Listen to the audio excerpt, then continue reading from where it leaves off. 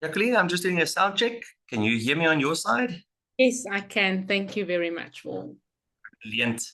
Good morning, ladies and gentlemen, and welcome to our first Labour Law Chambers webinar for 2026. We've been quiet, but we've been very busy. And I think everybody has that same, or everybody that I've been speaking to recently has that same feeling. This year has just started at an incredible pace, but we're very excited, and I know Jacqueline is very excited to start off her webinar season again. Anyway, I'm Vaughan Buerta, and I'll be hosting today's session. And with me, I have Jacqueline Azel, dialing all the way there from Cape Town. And Jacqueline, we've got your rainy weather here today in Gauteng. So I don't know how it is in Cape Town at the moment.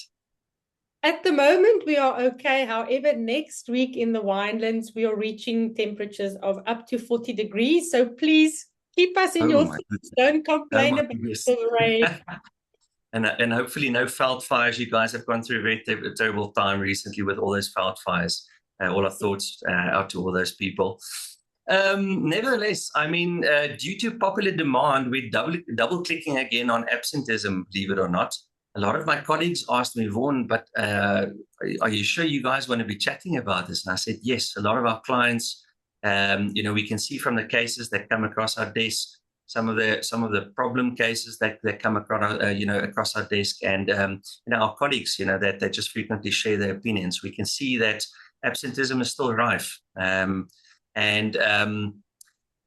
considering what we chatted to Mark Stavro, the Gen Z guy in our previous podcast, we can see that the younger generations coming into the workforce have certain needs or certain expectations of the workplace. And Jacqueline, when you and I were collaborating and talking about this topic today, I could just immediately see the conflict, almost in a sense, with our workforce coming into the workplace and company policies being applied, and almost how those two often don't match. But that being said, is it all doom and gloom, or do you think you've got some solutions for our clients here today?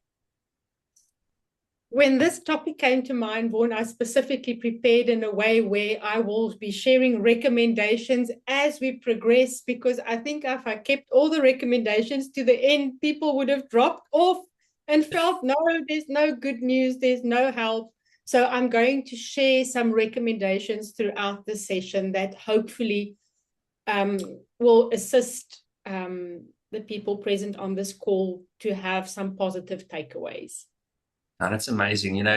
Even again, if I go back to that podcast with Mark Stavro, we spoke about the future of gig employment, where a lot of youngsters have an expectation that they would, they've got their own brand, that they want to work when they want to work, they want to choose their own times. And I think from what I saw in your slides here today is that, and from what you also shared with me, the employer still has the prerogative to run his business, and in a very challenging economic times as it is. And it's reassuring to see that the courts still support that, that there are certain work schedules, there's a principle of a contract of employment. And, I think as employers, we face with so many challenges that we sometimes forget that the law is still there to maintain fairness for both parties. So looking forward to this session, and to all our attendees, please feel free to use our questions and answer, QA session, or functionality for those questions. Right at the end of this session, we're going to be dealing with some of those questions, time permitted. We always want to make sure we get through our content. And I see almost everybody has completed our poll as well. I'll share those results shortly, when it's the right time. But Jacqueline, thank you very much for your insights today. We're looking forward to this.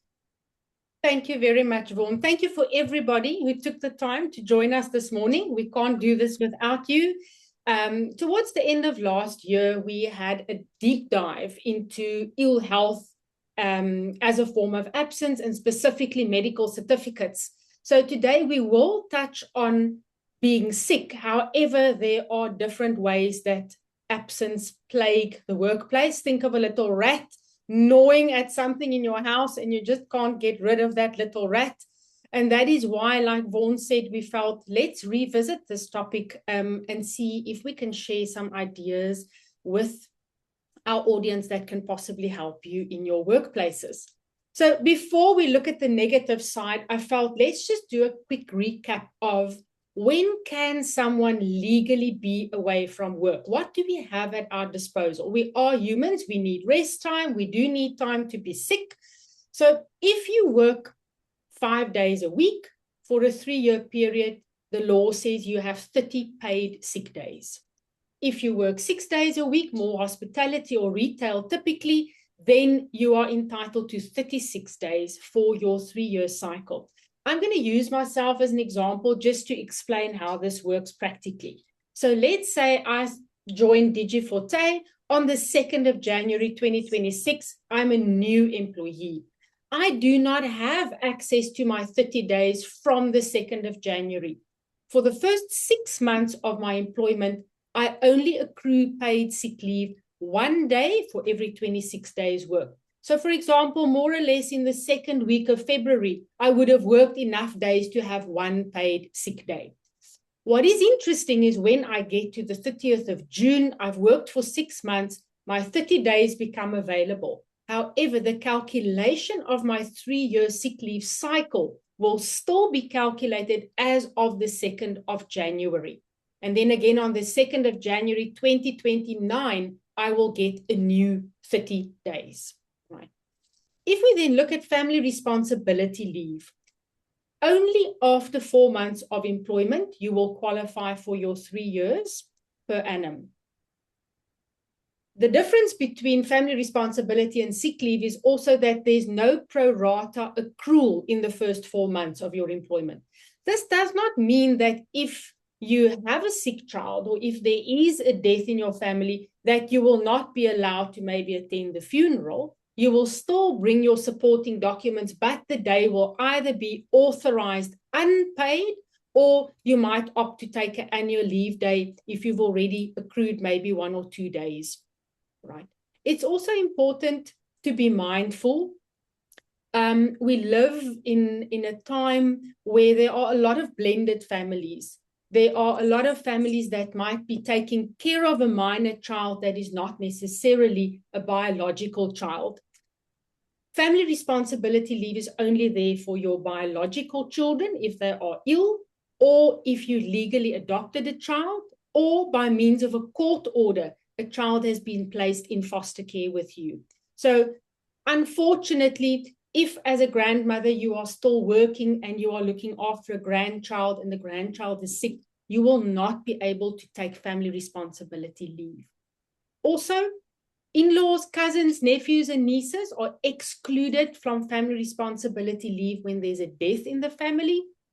But again, I understand that it can be challenging with the way that families are structured today. And also, sometimes people would say this person was like a mother to me.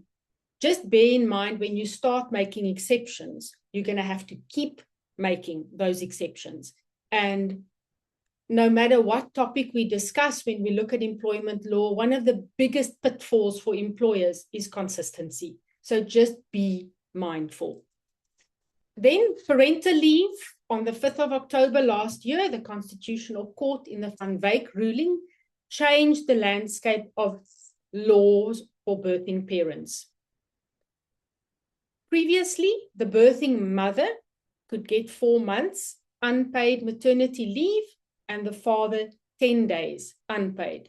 Or I should rephrase to say the individual assuming the role of the father. So we talk about the birthing parents, or the birthing mother and the secondary birthing parent.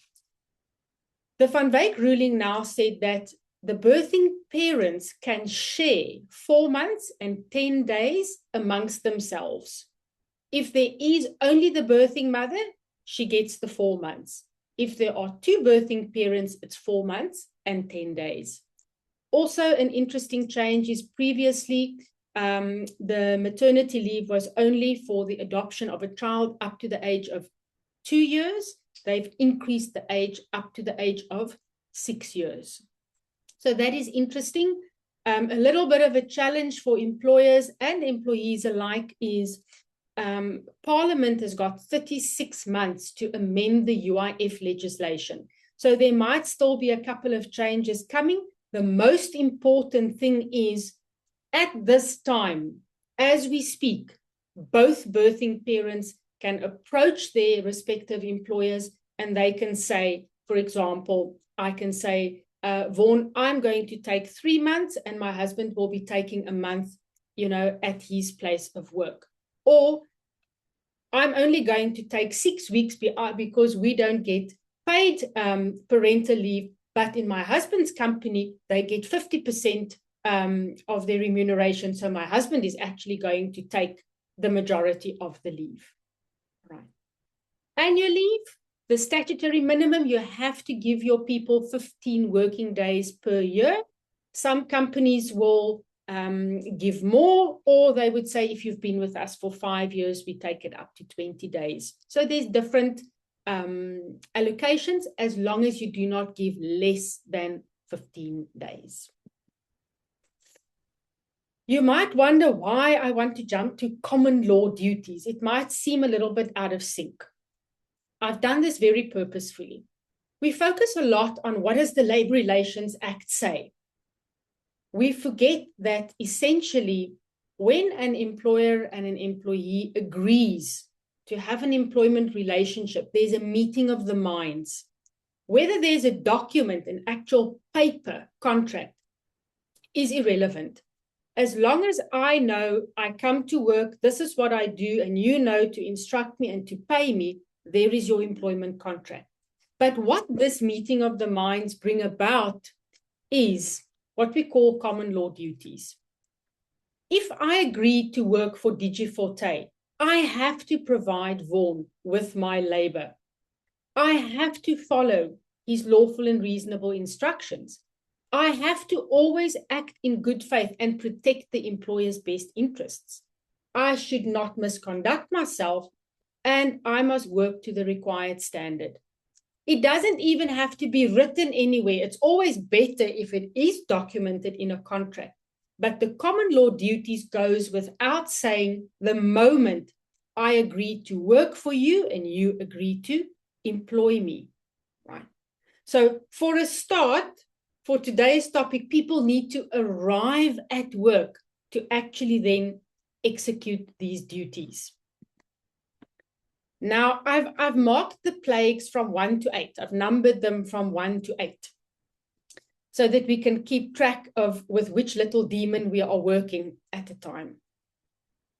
There are different ways in which absence can manifest. And the first obvious one is when people arrive late. You are absent until you actually show up at work. A lot of people are not good with timekeeping and they think it's okay. It's not okay. However, the seriousness of the late coming will depend on the industry. So if you are the anesthesiologist that has to be present where they're going to do a bypass operation or an organ transplant, and this person might already be in theater, everybody's waiting for you, and the organ that needs to be transplanted only have a shelf life of X, I don't know. It's very serious if this anesthesiologist rocks up 45 minutes late. Whereas if I'm the individual that hands out the stationery in our business and I am 2 hours late, I think you would agree with me, it's not the same life and death situation. What this means is that the sanctions for late coming might differ from industry to industry depending on the impact that the late coming or the absence might have. I think one of the things that we definitely see this often is transport. No, my transport was late. No, my car broke down. Whenever I present training, I always touch on the point that nothing in law is black and white. Everything is case by case. But at the same time, we have rules. And we rely heavily on the Labour Court to give us guidance when we look at employment situations. And in this particular case of the nuclear regulator, the court said transport problems are not a justifiable reason for not being at work. right? At the same time, let's say, for example, you have an employee who's worked for you for 3 years. They are never late. They never leave early. And this morning they are late and they send you a photograph of themselves on the highway, flat tire. The traffic police is there assisting them to change the tire. Then surely you're not going to give them a final written warning for late coming. All I'm trying to say is, as much as you need to be consistent, there's also something like common sense coupled with case by case. I'm not saying it's easy to be an employer or a manager, but these are all the different things that you need to be mindful of. But as a general rule, transport problems is not an excuse to be absent or late. We just spoke about consistency, and I would like to reiterate this by means of a case example. In this Sakawu case, the employee claimed late a couple of times, eventually ended up being on a final written warning, kept on being late, and the employer let it slide a couple of times. And then one fine day, the person was eventually dismissed for coming late. And the court said this is wrong, because the employer led the employee to believe that it is okay to be late. Now, you might wonder, but how does this happen? It happens in industries where leadership sometimes change frequently. So maybe I'm manager number 1, I'm very strict, I enforce the rules, you're on a final written warning, they move me to another department. Vaughan steps in, Vaughan's the nice guy. He's just, don't do it again. Okay, I'll just turn a blind eye. And then Vaughan gets a promotion and somebody else come into the role and they again more diligent. Or top management says, listen, what's this nonsense? Start enforcing the rules. Consistency is very important, right? What I would like to say, and this is one of the tips I want to give you, if there are special circumstances, make sure that it is documented so that you can show why did we deviate in this specific instance. Right. So here comes the recommendations. Sometimes a person might be on this final written warning and there might be a lot of mitigation. So instead of, like in the Sakawu case, not doing anything, maybe you want to consider a comprehensive final written warning or an unpaid suspension. So it's a sanction short of dismissal. Do not just do nothing, because then it looks like the Sakawu case where we're actually condoning the behavior because nothing happened after we issued the final written warning when you kept being late. Right? I find that a comprehensive final warning is very useful when it comes to time and attendance transgressions, because we've got habitual offenders and they usually know the system well. So they're late and they get a verbal warning and it lapses. And then they leave early, they get a new warning and it lapses. And then they're absent without permission and maybe they get a written warning, and then for 6 months they're on their best behavior. Eventually, you want to pull all of that together and say, comprehensive final written warning. Any further time and attendance related transgression, you might end up in a hearing and you might lose your job. So this is really, I think, a useful recommendation to keep in the back of your head, to either use a comprehensive at the right time or maybe consider an unpaid suspension. So do not do nothing. Leaving work early is the second challenge that we see. It's very similar to coming late. The point is you haven't worked your full day's hours. And I say it's like eating a slab. Let's say we've got a very formal system that we work on. So today I log off 3 minutes early and I spend the last 3 minutes just twiddling my thumbs. And then tomorrow I log off 15 minutes early. I stroll to the bathroom. I talk to this one. And let's say over the course of 2 weeks or a month, eventually I ended up working 4 hours less for the month because of all the little bits or every little block of chocolate that I had every day adds up to a slab. All right? So it's more or less the same as coming late. And people don't always realize, if you add up those little bits of time, I pay you to work 40 hours in a week.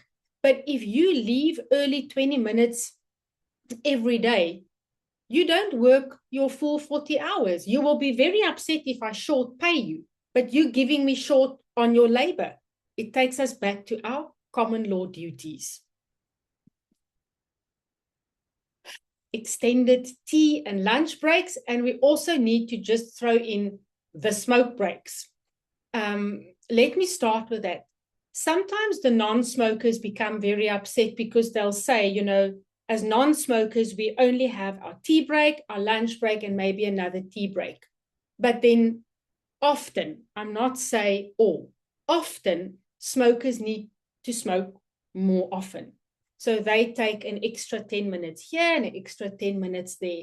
You might think it's petty, but people observe what others do in the workplace. So try and find, without being a police officer, try and find a midway where people respect tea breaks and lunch breaks.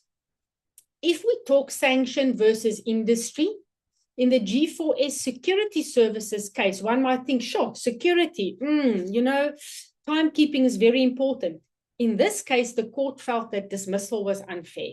A final written warning was more appropriate.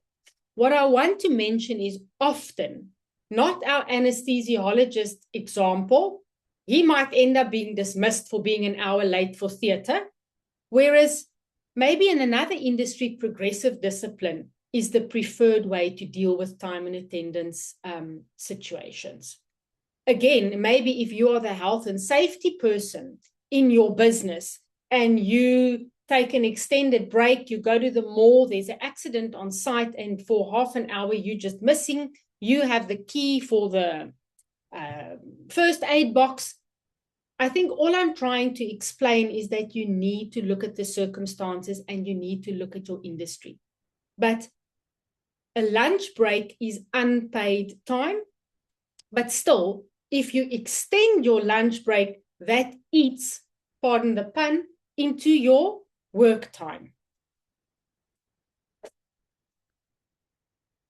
Now, we are all present, we are at our desks, we're not eating, we're not chit-chatting with the person next to us, but we are busy on our social media. We are checking whether we have clicks on our marketplace post. We are checking out the live stream of SuperSport schools because I can't be at the match. So now I watch my child playing hockey on SuperSports schools. That is a problem. It is unacceptable because you are being paid to work. Now, again, depending on the industry, in some industries, the employer can say, you are not even allowed to have your private cell phone with you. Like in the call center industry, where the agents work with people's banking details, personal information, they are not allowed to have their cell phones on the call center floor. That makes it a lot easier. Some industries will block certain platforms so that people cannot access it. I think the message to an employee who tends to spend time on their social media during working hours is to say, we are allowed to track your productivity. We are allowed to put in place a social media policy. We are allowed to tell you that you cannot access LinkedIn and TikTok and Facebook and Instagram on a work computer. We're going to monitor it. And if we find that you do visit those sites with your work laptop or your work phone during working hours, then we are going to take you to task for that. Generalizing is never safe, but I mean, I find myself, you know, in the evening, you might sit and you start looking at one little post or one scroll, you scroll down, and eventually 20 minutes later, you realize, oh, actually, I must start making supper. That can also happen if you're busy with that type of activity during your workday. And before you know it, you've wasted 20 minutes of the employer's work time that you are getting paid for.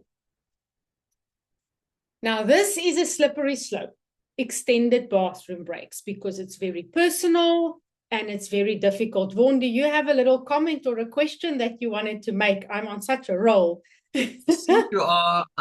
There's such an insightful question now came through from Camila de Toy, and I think it's very relevant to the first 4 plagues you chatted about. She speaks about the principle of flexible working and hybrid working, and she says, you see exactly where I'm going with that. So she asked, how do you manage that without being a policeman at the end of the day? You want some flexibility, but if we talk about flexible working, that's legally, that is a very different element. Do you want to comment maybe on that? Yes, I'd like to comment on that. And later with some of the recommendations, we will talk about your policies that you need to have. But it's very important to clarify with your staff, like in our environment, we work hybridly, but we do not have flexible working hours. We are required to be online between 8 o'clock in the morning and 5 o'clock in the afternoon. So although we work away from an office, I cannot choose to start working at 6 o'clock in the morning and then take a 3-hour break in the middle of the day, maybe only work 2 hours this afternoon and again 10 o'clock to 12 o'clock tonight to work. So it's important to clarify with your staff, is it flexi hours? We don't care when you do the work as long as it's done by a specific time in a specific way to a required standard. Or no, we don't need to see you in the office, but if I phone you or if I call you on Teams or if I check your status, you should be online, right? So again, that's where in hybrid working environments, the productivity software is really nice to have. Or if you have a program, depending on the work they do, where people need to log what they do. Like with us in Digiforte, we use a program where we need to do a daily log of what we do. So Vaughan will very quickly be able to see if the work is not done, or if I log hours to say the work is done, but there are complaints coming through. I might log that I spent 2 hours preparing the webinar, but then when he gets the slides, there's only 3. Then he'll say to me, but listen, this doesn't add up. So there's technology and processes one could put in place specifically for a hybrid working environment or remote working.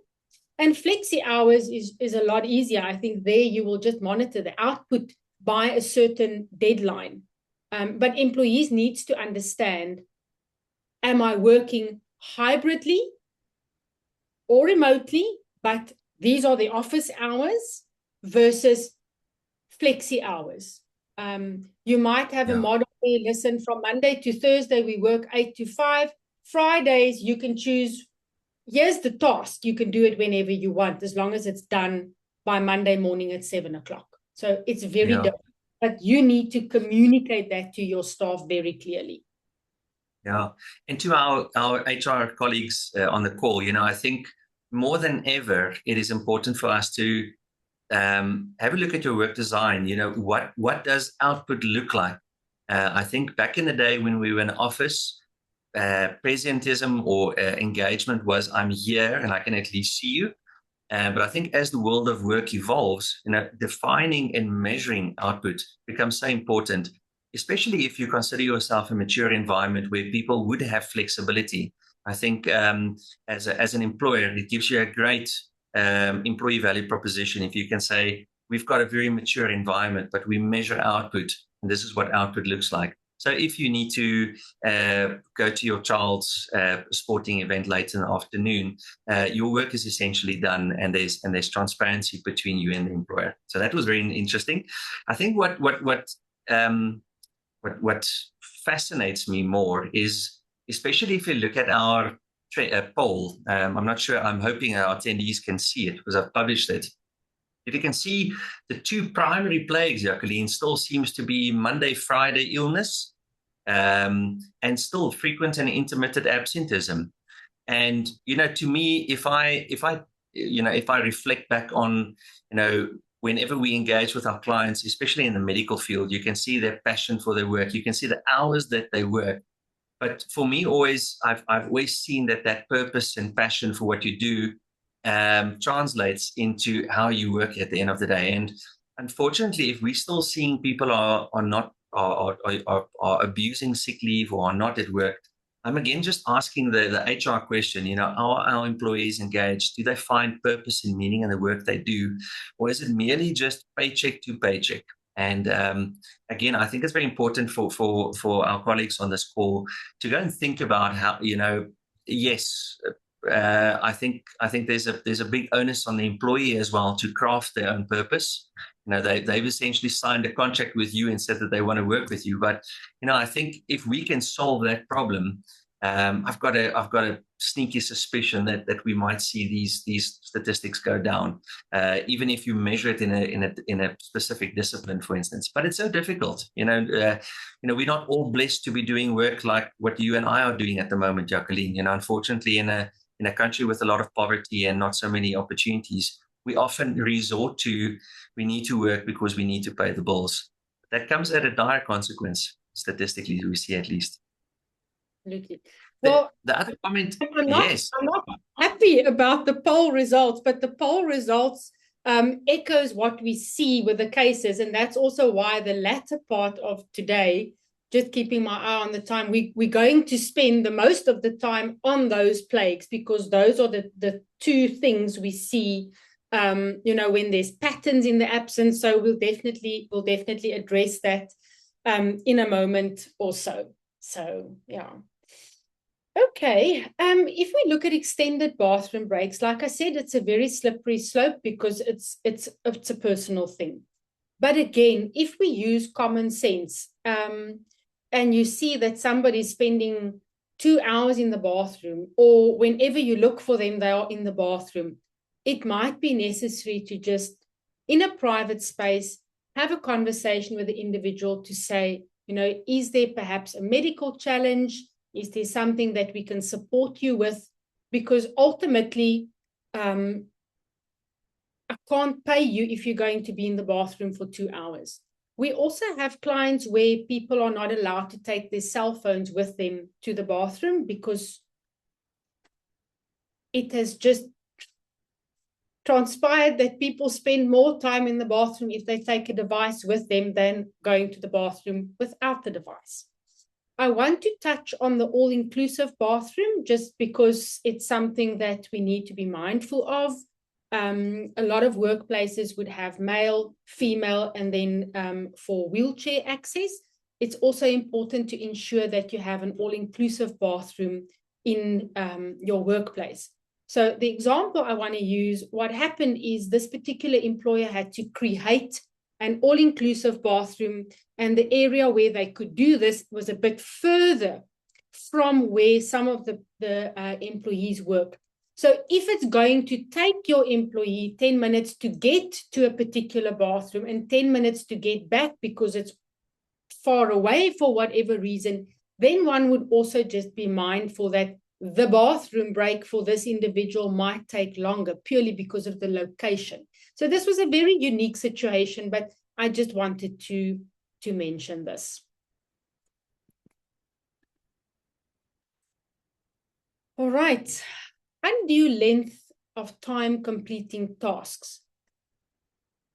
Again, here, like Vaughan said, what is the output that we expect? That should be communicated very clearly at the onset of the employment process. It's ideal to have a documented job description or a task list, because if you find, and I'd like to use the software/IT engineering example, it might be very difficult to determine how long this IT ticket will take to resolve. But if you have 5 junior IT technicians and setting up a new email for somebody takes 15 minutes, and you have another junior IT person who takes a whole day to set up an email inbox, then I'm sure it would not be out of the ordinary to inquire. So if you do have a benchmark of how long certain things should take in the workplace, and for a couple of times there's a trend that it's just, the senior software engineer normally completes this type of design in 2 days, and now after 5 days, the design has not been completed, then maybe take a closer look.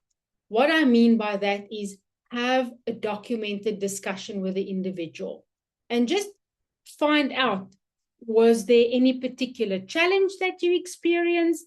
Is there something else going on? We find more and more that people would raise depression, anxiety, family challenges. And as much as you're getting paid to work, you are also not a robot. So just inquire if there's maybe something else going on that's having an impact on your ability to do your work. And if the employer can offer some support, but the employee should also understand this is the task and you still need to do the task because you agreed to work for us and we are paying you. Then you've got people, whenever you come into a particular space looking for an individual, they are always not at their desk. They're always talking here, doing something else there. Again, if it's a trend for this person to wander around for X number of times a day, being unproductive, don't assume, have a documented discussion to say, you know what, for the past week, every time I come into this workspace, it's an open plan space, everybody's at their desks, but you are either not at your desk or you are somewhere else. Just please help me understand what you are doing, because you are wasting company time. First, give an opportunity for the explanation, and then from there say, all right, but this is what we expect of you. Because then next time the individual cannot tell you, oh, I didn't know. I didn't realize it's such a big deal, right? The documented discussion is a very helpful tool. Now we get to the illness part. So you do have employees where you just get a feeling, but are they really this ill this often? They're always asking to leave work early because they're not feeling well. Or whenever a task is not completed, they say, oh, I didn't feel so great. You know, I'm a little bit sick. What I want to say right at the onset of where we're heading now with the discussion is there are people who are really very ill often, or they're not that ill, but they are ill often. And it's not fake. It's genuine. Not everybody is equally healthy, but we also do have a lot of people that abuse sick leave. It is difficult to prove abuse of sick leave, but I'm going to share some pointers that one could use to determine, is this possibly ill health incapacity? It's genuine, or is this person possibly abusing sick leave? All right. Our biggest challenge as employers, unfortunately, are the genuine doctors. They are qualified, they've got a practice, the practice is registered, and this particular medical practitioner enjoys taking 400 Rand and booking someone off. It takes them 5 minutes to write the certificate. The medical practitioner knows this person doesn't really need bed rest, but they're quite comfortable to write that certificate for the 400 Rand. Because what this does is the person will bring this medical certificate and you can verify it as much as you like. The medical certificate is going to check out because it's a genuine doctor with a genuine practice who issued it. And if you phone, the receptionist will tell you, yes, Jacqueline was here. She did see Dr. So-and-so. Neither the receptionist nor the doctor will share with you any medical information. So you will not know if that person really needed the bed rest. This is just one of these things where we are up against this, unfortunately. All right. We often get the question, but when is it now time for a counseling? When is it high absence? When do we actually now start talking about this? Let's say somebody's still in probation. 3-month probation, and already they used 10 days. Then it's gastro, then it's a headache, then it's back pain, then it's toothache. Then you might want to sit that person down and say, listen, what's going on with your health? When you sign the employment contract, you essentially committed to being at work regularly and reliably, but that's not what I'm seeing. What's going on here? Right. The flip side of the coin is, let's say I started work with Digiforte on the 2nd of January. I've come through the first 6 months. My 30 days has kicked in, and now I've been in a car accident. I use 10 days sick leave because I had multiple bone fractures. You're not going to put the person in the counseling because they used 10 sick days in the first 7 months of the employment, because the explanation is there, right? Again, a little bit of common sense combined with applying the law to the facts of each specific case. You'll say there, I say case by case assessment, but you can look at patterns. Let's say, and I'm not lying, we work with cases like this where I counsel people for ill health and absence due to ill health, where there might be 15 instances of absence. And if I look at the 15 instances and the absence tracker, each and every one of those 15 instances either include a Monday or a Friday. Sometimes it's always after payday, or it's Mondays, Fridays, and before or after a rotational scheduled off day, depending on the industry. Then I'd be frank with the individual to say, it's extremely unlikely that your body always collapses on a Monday or a Friday. I'm sorry, but it's highly unlikely.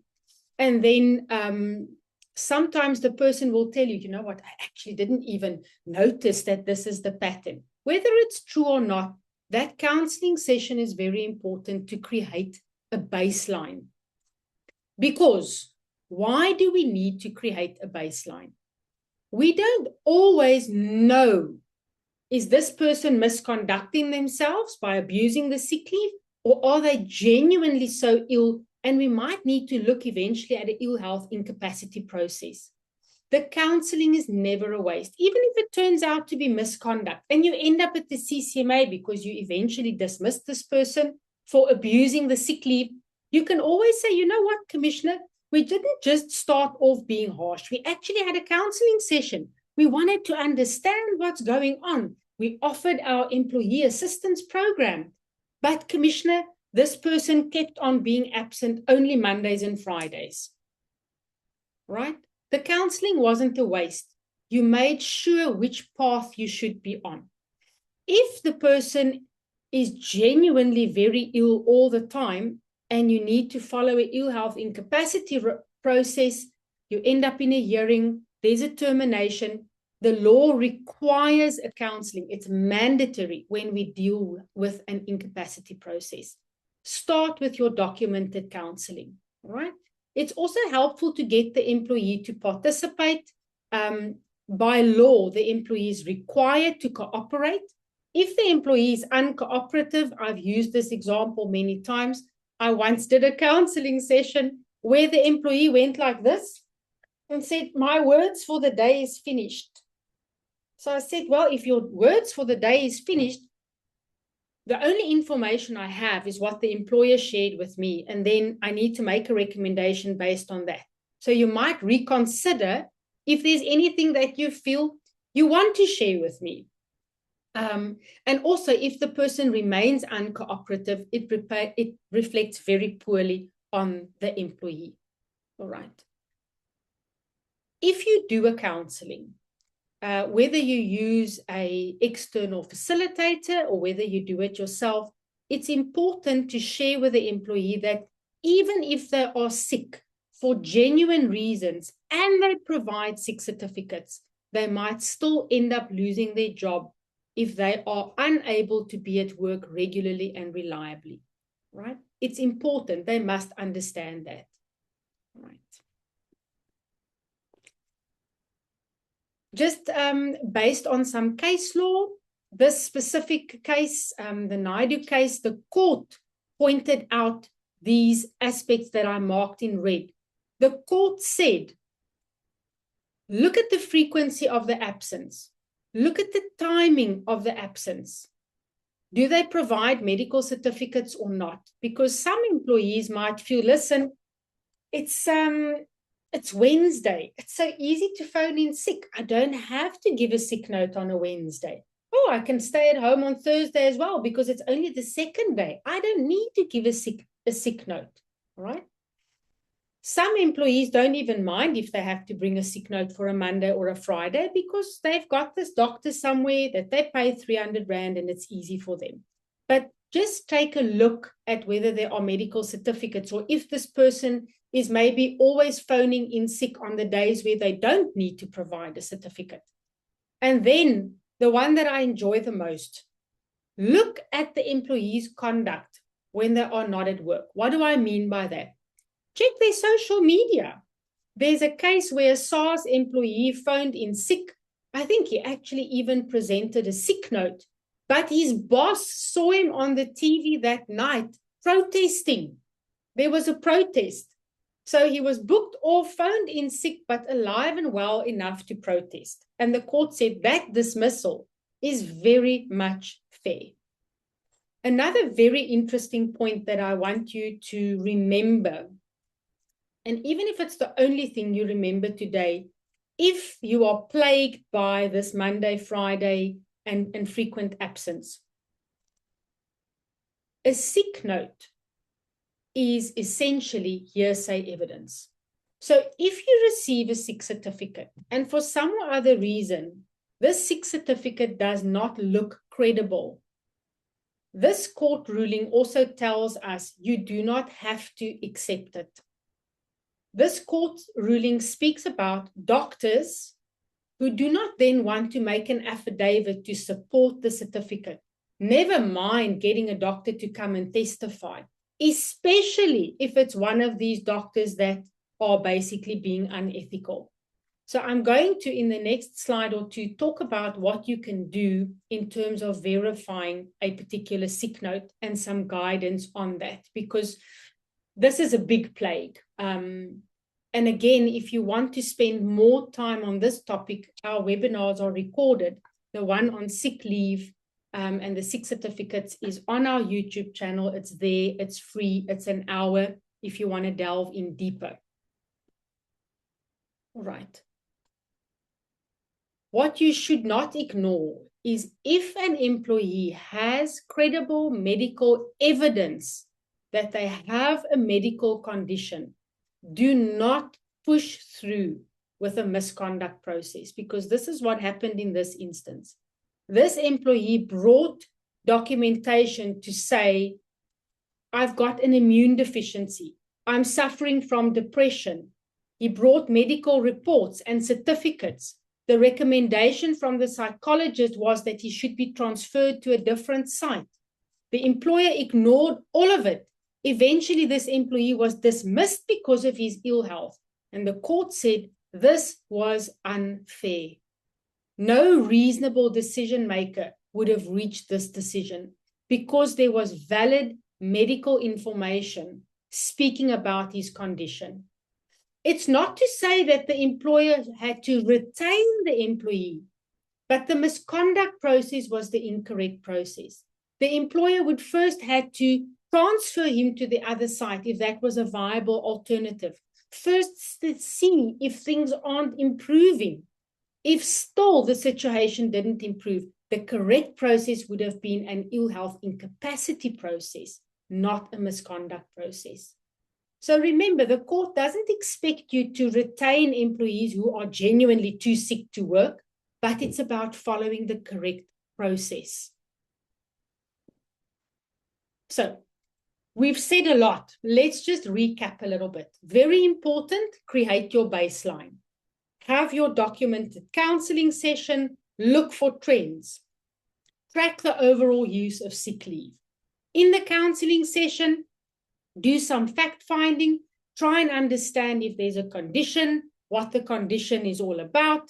Share the legal information to say, you know, I'm really sorry that you are so sick, but whether this is genuine, whether it's not genuine, you might still end up without a job.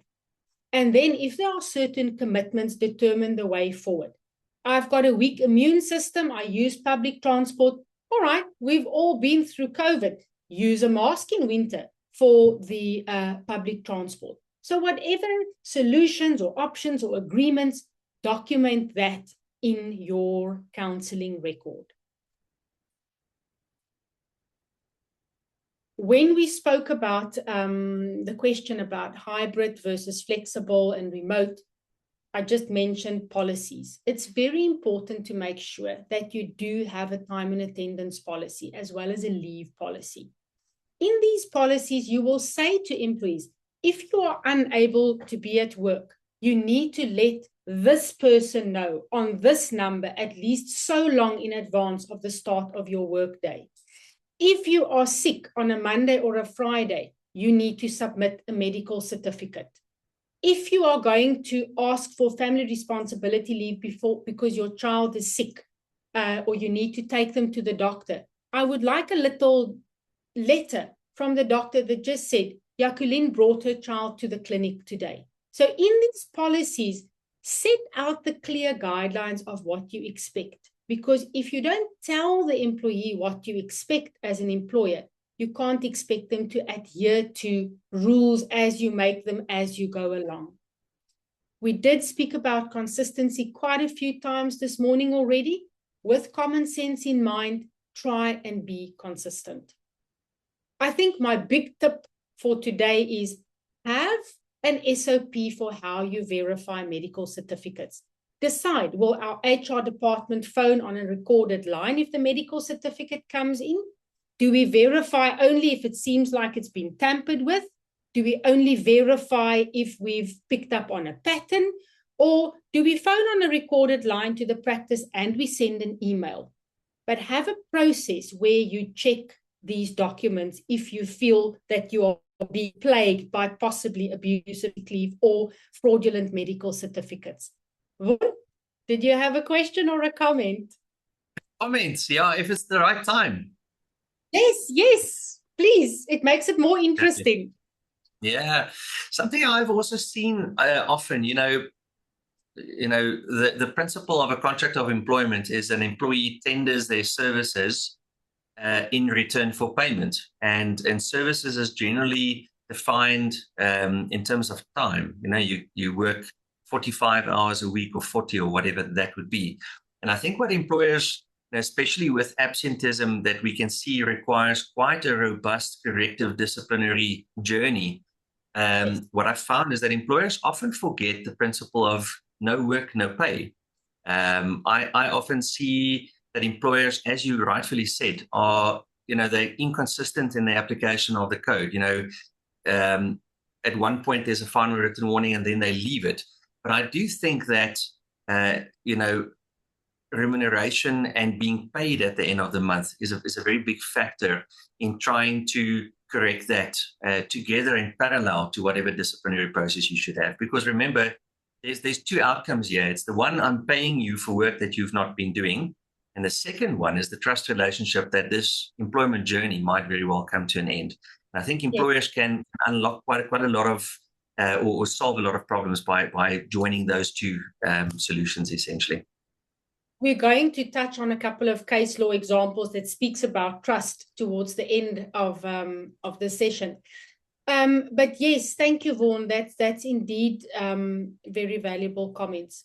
I would also strongly recommend that you send a staff memo to say, for your medical certificate to be accepted by this company, this is not my rules. This is the Health Professions Council of South Africa's requirements for a valid sick note. And if you bring me a sick note that does not meet the HPCSA's requirements, I'm not going to accept it. And like Vaughan said, it might be an unpaid day. It might be an unauthorized unpaid day. I'm quickly going to use an example. So in Digiforte, for Mondays and Fridays, we need to produce a medical certificate. Well, produce is what some employees do. I need to go to the doctor and get one. All right, so let's say today, it's Friday, I was ill, I didn't dial in for the webinar, I just phoned Vaughan and said, I'll still go to the doctor, I'm too sick to move now. And on Monday, I phone, I say, I'm still sick, I'm not online today. Tuesday, same thing, now it's the third day. Now I regardless of a company policy of Monday and Friday needing a medical certificate. According to the basic conditions of employment, on day number 3, you need a medical certificate. So then Wednesday, I'm back at work and I give Vaughan my medical certificate.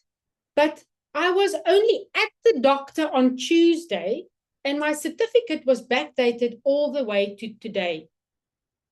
Share with your staff that you do not accept a backdated medical certificate. If I'm too sick to work today, which is Friday, the 6th of March, I need to go to the doctor today. All right? So to use Vaughan's example, I phoned on Friday today to say I'm sick. I phoned on Monday. I phoned on Tuesday. So yes, I phoned to tell him I'm sick. And I was at the doctor. Yes, it's backdated. But Friday will be an unpaid sick day. I phoned, but I wasn't at the doctor. Vaughan might even decide to make it unauthorized because I wasn't at the doctor and I didn't produce the certificate, right? So unpack the scenario to see, do I actually have to pay the person for all of these days that they were sick? Or am I only going to pay them for Tuesday because the certificate covers Tuesday and they were at the doctor on Tuesday? But Monday and Friday, I'm going to mark it as unauthorized, unpaid, because you did not bring the supporting documents, right? Another important thing is the 8-week rule. The basic conditions of employment tells us if somebody is sick for the 3rd time in an 8-week period, even if it's just one day, a random Wednesday, the employer can expect a medical certificate for that day, right?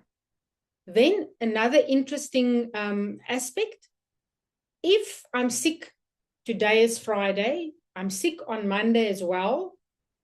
On Tuesday, I bring my medical certificate. I did go to the doctor today, which is Friday. Friday and Monday is covered by one medical certificate. Then we will count this as one instance in the 8-week period.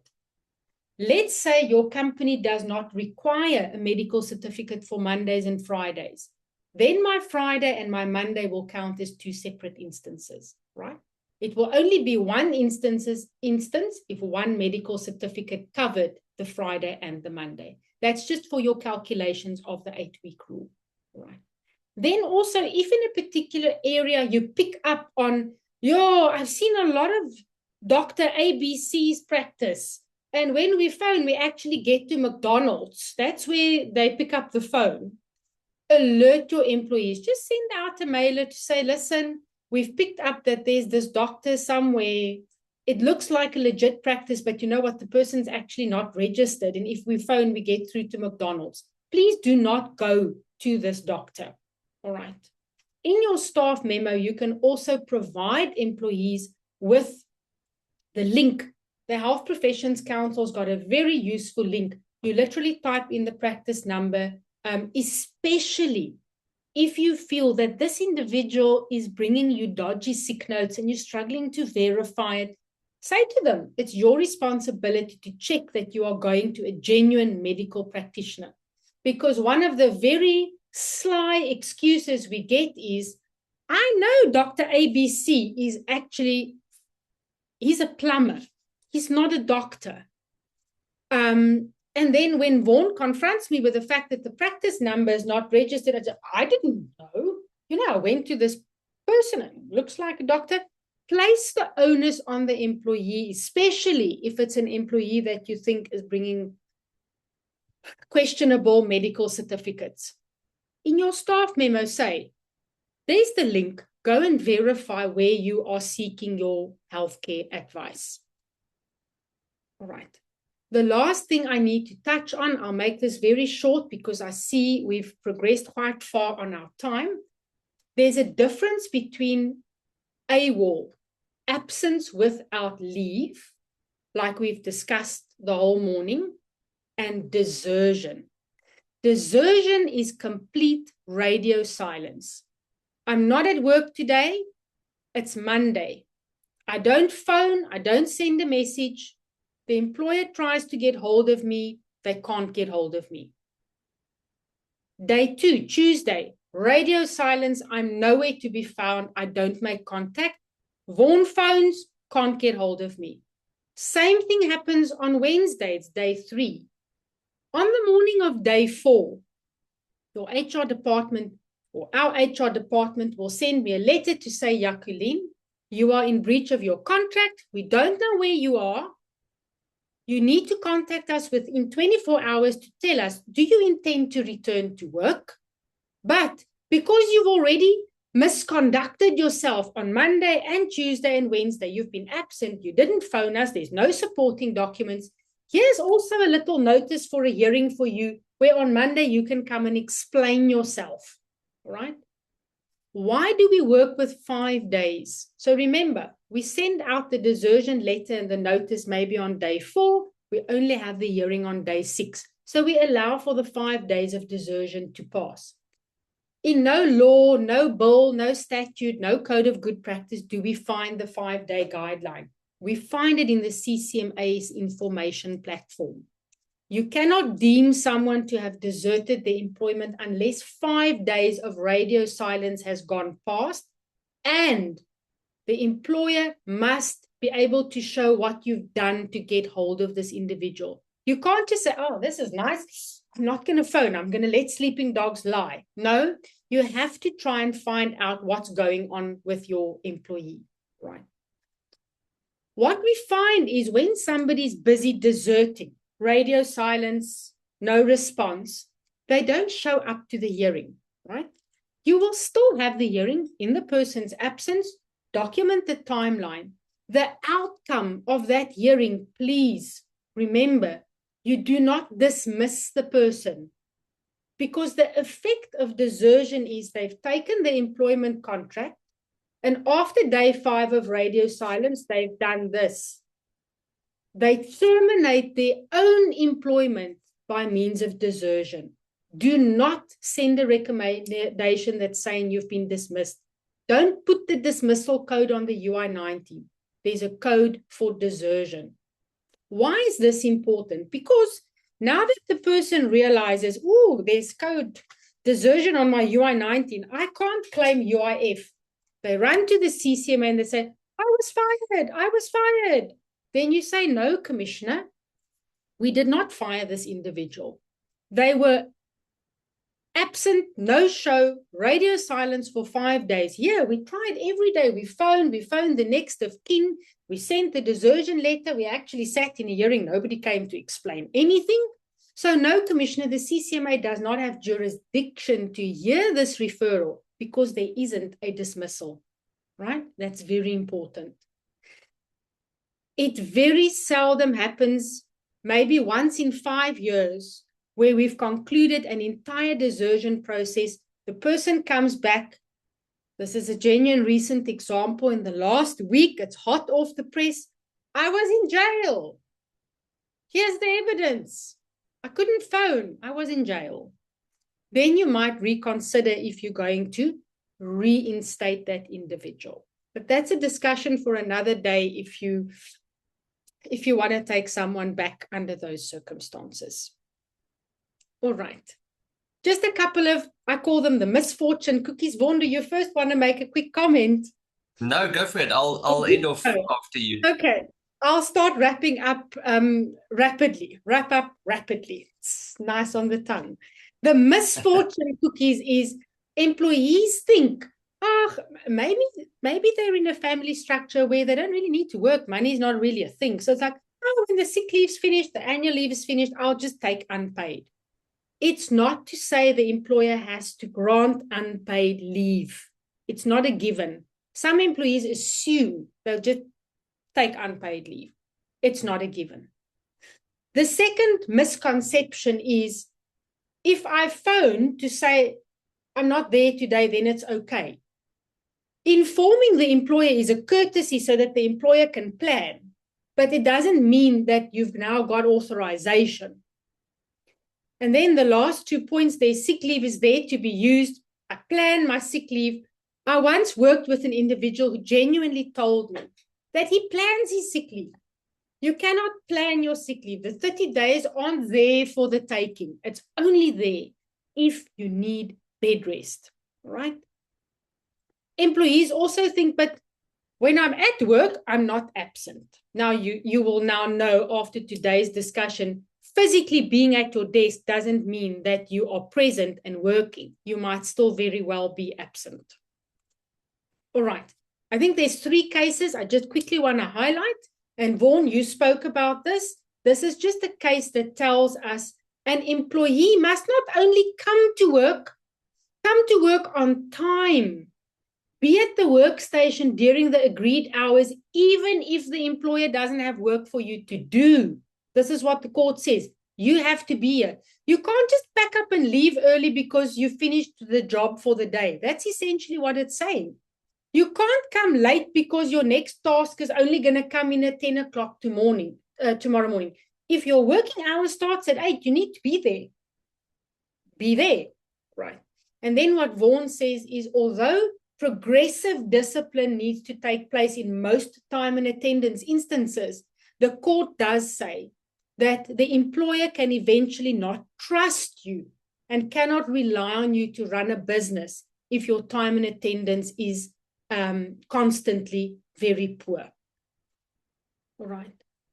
Then the other interesting aspect is if Digiforte says, listen, we start work at 7 o'clock in the morning, but I find our clients actually only start reaching out at 8.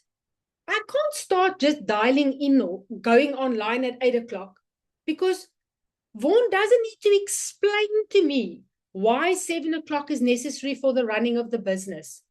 I think this is the type of thing that Vaughan says the law still protects the employer to say, you run your business. You can decide if working hours starts at 7. It needn't be necessary for the running of the business. Now, one won't be ridiculous to say we start work at 6 o'clock just because Vaughan wants to be funny. But employers get to choose to a large extent what they want to do with business hours without having to justify it to employees. The last case, is this the last one? Yes, it just again speaks about an employee who demonstrates a propensity for committing misconduct cannot escape the consequences of his or her conduct simply because the past warning has lapsed. This is lovely, and it goes back to the comprehensive final written warning. There was the verbal one for late, the written one for leaving early. There was a final one that's lapsed, and eventually we're just not making progress with you. All of those warnings that's lapsed, you can pull them together. Remember, all of the time and attendance warnings, it's the same category. Even if they've lapsed, we now pull them into a comprehensive final to say, listen, this is where we draw the line. The next time, I don't care if you're late, leave early, have a long lunch, you'll find yourself in a hearing. All right, I have to touch on this one. It's very important. Again, this will speak to what process we choose, misconduct or incapacity, and not ignoring genuine medical evidence. So in this case, the Legal Aid South Africa case, the employee said, I'm constantly late because I'm depressed, but there was no proof that the alleged mental health condition caused the misconduct. So in this case, he was eventually dismissed, and the dismissal was found to be fair. On the flip side of the coin, and this is my last example to close off today, I recently worked with a case where the employee was brought into the hearing for coming late, misconduct hearing. And she said to me, I'm going to plead guilty, but I have reasons. And I said, you're welcome to address your reasons with me as part of your mitigation. Let's say this hearing was January. She said to me, you know, ma'am, last year in June, I brought a medical report from my doctor to say I suffer from insomnia and depression. The recommendation is they must put me on a straight late shift.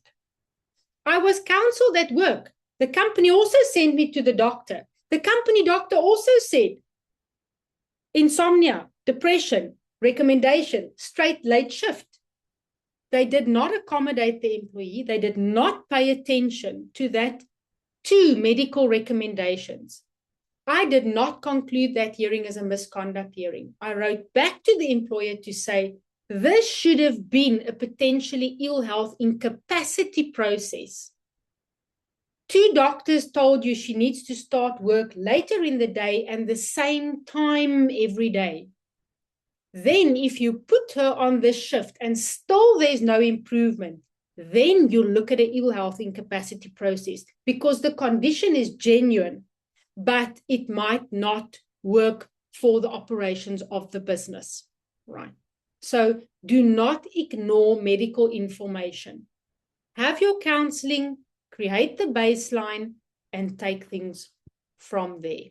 I'm sorry, we ran over quite a bit, but that is it from me. Good luck with the 8 plates. Vaughan, I'm sure you want to maybe close off for us. Maybe we've got time for a couple of questions. I think you're on mute.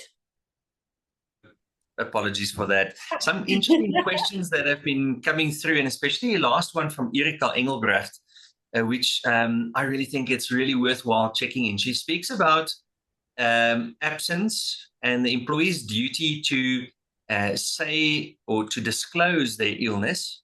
And then she also starts speaking about HIV. You know, is there a duty on the employee to disclose it? And why I feel that this is such an important one is, remember, HIV has a specific code of good practice that manages it. It's a very specific form of illness in the workplace. And Jacqueline, I would like to know your opinion. But for me, I've always said that I'm not too concerned about why or what is causing the illness. It's about you not at work. And I always prefer to shift the onus to the employee to say, well, you cannot work, so you need to come to me and tell me how can I assist and so forth. In extraordinary cases, we've opted for second medical opinions in complicated capacity cases. But your opinion on that? Yeah, let's start with HIV. There's absolutely no obligation to disclose. Only the Labour Court can grant or indicate where testing for HIV would be allowed. And there's a very interesting case. It dates back many years, shortly after the Constitution, Hoffman versus SAA, where the individual was a flight attendant and they said, but you've got HIV, so you cannot be a flight attendant anymore. And the court said that is unfair discrimination, because only if he was in end-stage HIV, he cannot fly to countries where there's yellow fever.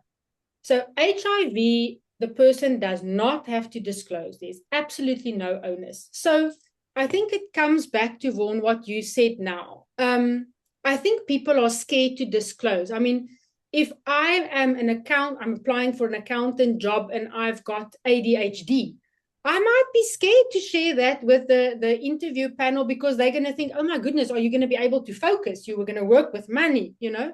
So I think a lot of the times people choose not to disclose. And it comes back to, when you sign this employment agreement, you told me you are able to be at work and to do the work according to the standard. It goes back to our common law duties. Let's just find them again. And if you are then unable to deliver at the right standard, I almost don't really care why. You know, take don't care in inverted commas. Yes. Yeah. I do think I agree. Also go and look at the CV. If somebody painted a picture that they are capable and they are living with a specific condition, but it's being treated and they can deliver, you will probably never even know that they might be suffering from depression or whatever it might be, because it's being treated. And but yeah, the moment it starts impacting the job, in these ill health counselings we have, I always say to the employee, you are not forced to share anything with me. You can share in as much or as little as you want, but bear in mind, this is a process where you need to participate because you tendered your services.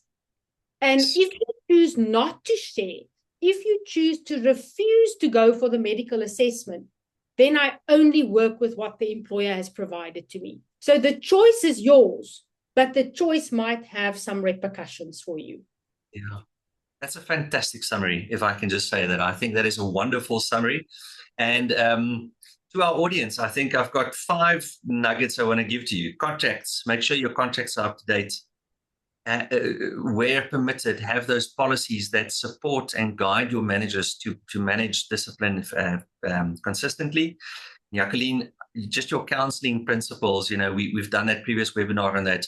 Just for both parties to have dialogue. We often don't talk about problems. We're allowed to talk if something is wrong, and often it's preventative. And then maybe lastly, just for employers, just to opt for EAP, employee assistance programs. I think it assists the employer in sharing some of the burdens of having to counsel and to care for your employees. Sometimes it's a great facility to have just to supplement your management interventions. But until the time, geez, we're 20 minutes past. It's been such a great session. I see the entire audience has sticked. It looks like our questions are done now on the questions panel. That being said, if anybody has a burning question that we haven't had time to deal with, please shout out. Jacqueline and I always value an opportunity to reflect and to sharpen our skills. And for everybody's support on this session, thank you very much. And I hope you have a wonderful weekend, and please safe. Thank you very much, everybody. Keep well. Bye-bye, Jacqueline. Bye-bye.